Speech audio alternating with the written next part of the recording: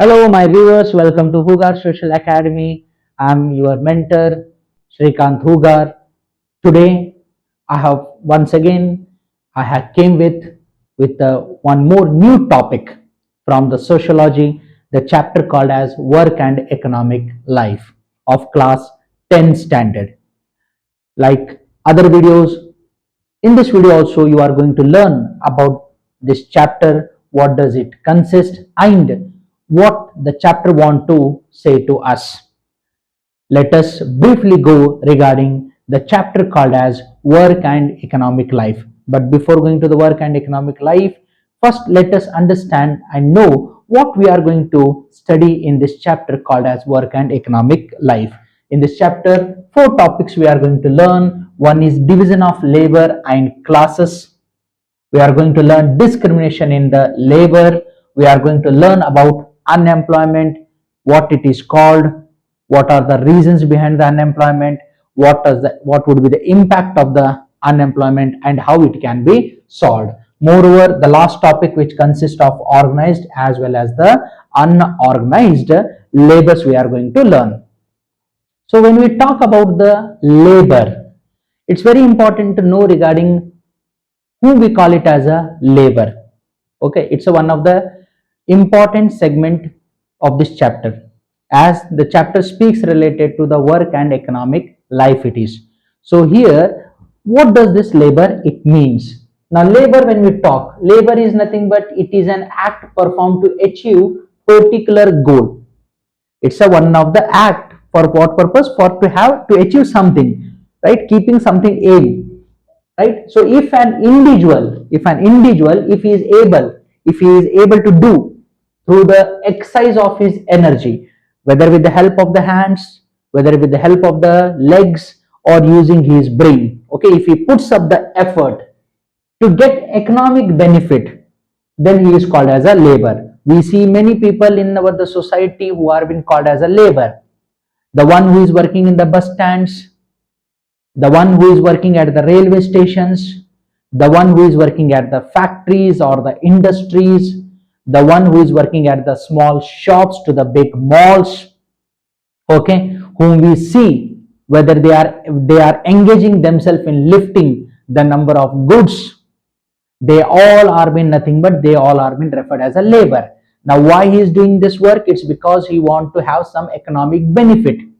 With the help of that economic benefit, what he is going to do, he is going to fulfill his family dreams or his children dreams, or for the major called as a surviveness, which is very very important. If it has to be survived, then some work has to be done. And when he does works, he works in the different forms, as we have given the examples.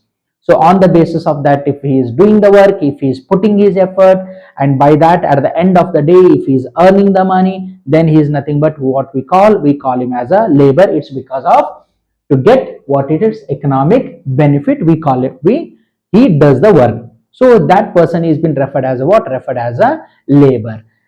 We see many number of labors in a different forms, we see it. For example, like the farmer who is doing the agriculture work, it has been found that many of the labors are being included in the agriculture. Now if we take example of the agriculture sector, we can get to know that the people are being found in different areas with the different professions. Like if in agriculture, if a farmer is producing the cotton, to while during the harvesting time alone the farmer is unable to harvest the whole cotton, so what he does, he takes the help of the number of laborers for the cutting of the cottons. It's a harvesting of cotton. Then when cotton is being collected, then it is been sent to the way to the industry whose duty is to convert the raw material into the finished goods. Even there also we see that number of laborers are being working in converting the cotton into the thread. Then from there we see that when it is converted into the form of cloth, it is been supplied to the way to the market. Even there also we see the laborers who are distributing with the help of the transportation from the industry to up to the market. Then we see that the same cloth, it reaches up to the customer. but customer, he will not use that cloth. It's because he will use according to his type. So what he does, he takes that cloth to the wear to the tailor, right? A tailoring shop where once again many number of people working in the way in proper stitching of the clothes by cutting the cloth. The cloth whose journey began from the way from the farmer, agriculture land, cotton to the industry, from the industry into the form of thread to the cloth, then painting in the form of dyeing, and then to the way to the shop. And now here one is seller and one is purchaser. Now purchaser who purchased the cloth handed over to the whom, to the tailor for the stitching purpose. And the tailor when he stitches is nothing but the journey of the cotton to the cloth is being finished.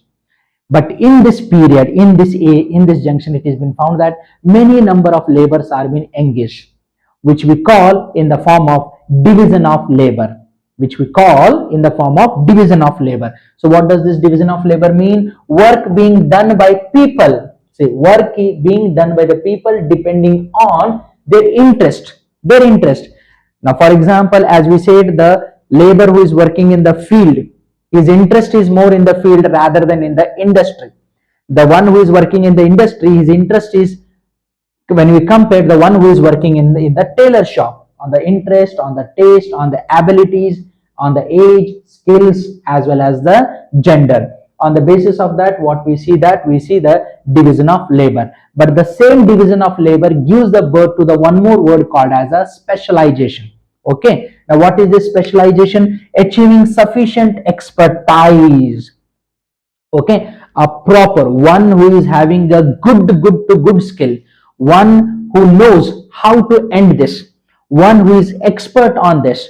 If soon as we handed, like how our tailor, when we hand over the cloth in the hand of the tailor, tailor is very expert, very skilled person in converting the cloth in the form of the demand of the consumer, how the consumer demands, whether he want the clothes should be converted in the form of kurta, in the form of pant, in the form of coat, right? Now tailor is being expert, so expertise, moreover training, skill in any of the particular field, he says, that is nothing but it is called as a specialization. It has been mentioned. We see nowadays different number of people working in the different field with the proper specialization. Now for example, if we take one more example related to the doctors.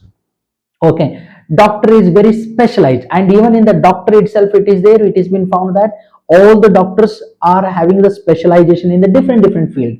One is a good in the bone, one is good in the where in the skull, one is good in the joints, right? One is good in the lungs, kidneys. In this way, different, right? Every doctor treats, but the same doctor, if it is been given the work to do the road construction, making of the roads, he is unspecialized. He is unspecialized. So same work where the road, the one who prepares the road, he is very specialized, but he is unable to treat to the home to the patients who are ill.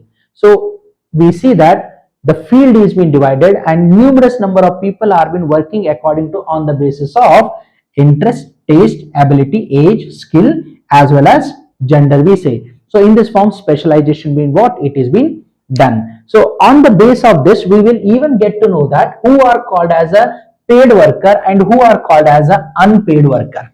Okay, who are called as a paid worker, who are called as a unpaid workers are being referred.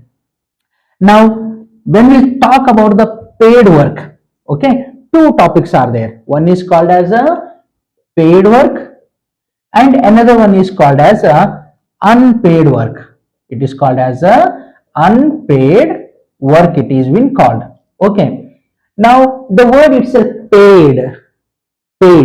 Okay. What it is? It's a paid. Now paid in the form of, say, normal words like wages, salary, wages, salary. Now when it will be given, if that person or if that labor performs that work, so at the end of the day, after completion of that work, if that person is earning or if he is getting the money in return of his work, what we call him as a paid work.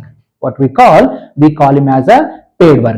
Now, for example, like if a doctor treats the people and in return he takes the money, then it's a paid work. If an engineer constructs a house and in return takes the money, then it's a paid work. If a road contractor makes the road with the help of laborers and in return takes the money, he is called as a paid work. In the same way, when we come to the way to the unpaid work, so now there is no wages, no salary. Why? It's because the person, one who is working, he is working for the which one? For the self satisfaction. For what? Self satisfaction. He is very happy by doing that work. He is very happy by doing that work. Like for example, if any sort of epidemic it arises, like flood or earthquake, like flood or like earthquake, if a if voluntary any of the person, whether the person belongs to the any organization or if it doesn't belongs to any of the organization, like if we give the example of a Wayanad, due to the landslide, many number of people were being buried under the landslides. So at that time, the number of villages from the different nearby that area and the organization called as the army all together who worked. But here, nor army nor the people expected anything in return. So they voluntarily did without expecting anything because they got a lot of self satisfaction. If a musician teaches the music to the children without accepting anything from them, it's a self satisfaction, it is unpaid. If a teacher teaches to the students, if a teacher teaches to the students without expecting anything from them, then it's a social service, which we call it as a unpaid work. So self satisfaction. So where self satisfaction, where money is being paid, we call it as a paid work. Where money is being not paid, we call it as a unpaid work. So many number of people we see nowadays who are working in the form of paid, unpaid. But moreover, we see paid workers are more compared to the unpaid workers. But in this segment, it has been found that there is a discrimination. There is a discrimination in the form of what we call it as a labor discrimination. It's a labor discrimination. Right now, labor, only two forms of labors are there. One is called as a male, one is called as a female. We see many number of discrimination in the name of which one? In the name of male as well as a female. It's not that this is a discrimination which has been seen since from nowadays. It has been found that this discrimination is since from the long ancient times, where the female has been not given any sort of importance regarding the work. But the female present day who has reached to the highest position now, who sits in the assemblies, who is working as a president of the India, who is working as the chief ministers of the India, chief ministers of the particular states, like Mamata Banerjee has been there, who has been presently working as a chief minister of the West Bengal, Vasundhara Raje, who worked as a chief minister, former chief minister of the Rajasthan, right? We are having Mayawati, who worked as a former chief minister of the Uttar Pradesh, late Jayalalitha, who worked as a chief minister of the Tamil Nadu. In this way, many number of women who have been working in the different field, from the agriculture sector, primary sector, we see them working in the agriculture field. In the secondary sector, we see them working in the industries. We will see them in the tertiary sector called as a service sector, as a driver, as a labor, lifting of the goods from one place to another place, as a pilot of the aeroplane, as a pilot of the train, as a drivers of the truck, buses. Many areas where females are playing a very important role, as a doctors also, as engineers also, and even if they are being found in the armed forces. But then also, women are being not given so importance compared to the male, as it is been found, or their mental way of thinking, it has been found that male feels that they are superior compared to the whom, compared to the female. But overall, when we look over, female also plays a very important role in the where, in the lifting or bringing the good economy of the family also, and even of the country also. But then also number of discrimination is been done. But how come? Due to the government effort, it is been found that this labor discrimination in the name of female is been now abolished, as it is been brought. Equal wages act has been introduced. Equal wages act has been introduced. According to this, whether it is a male or whether it is a female, same post will get the same salary without any discrimination.